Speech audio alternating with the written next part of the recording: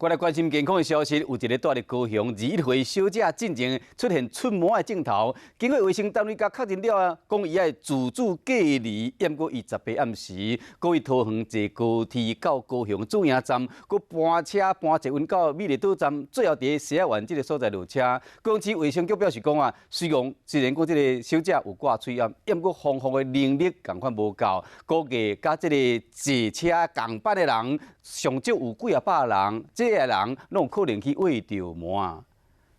这里是人来人往的高雄捷运车站。那高雄市呢，现在有麻疹患者呢，在染病期间搭乘捷运爬灶，到处乱走。那麻疹的传染力呢，非常的强，尤其是在这种密闭的空间、车厢环境呢，非常容易被感染。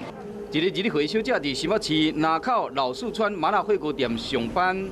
这间餐厅进前发生集体感染的疫情，伊嘛有去围着，验过伊伫出门期间坐车登去高雄，18暗时9点10分为桃园坐高铁到高雄左营站，续来坐捷运到美丽岛，再搁搬车到西雅湾，沿途接触过人，拢有可能会被围着。这个空气不流通的关系，那再加上室内空调的循环，容易在里面造成进一步的扩散。卫生单位已经伫17要求伊落实自主隔离，验过各四界乱走。那这个情形呢，是可以采处新台币3000以上15000以下的一个罚款。依照卫福部的资料，目前全台湾总共有63个出毛的病例，是10年来上介济记录。围着患者一般拢会出现发烧、咳嗽、感冒炎、甲鼻炎的症头。虽然讲甲感冒真像，不过若无细致，上较严重有可能会引起脑炎甲肺炎。当然，嘛免伤过紧张，脑注射就会使降低伤害。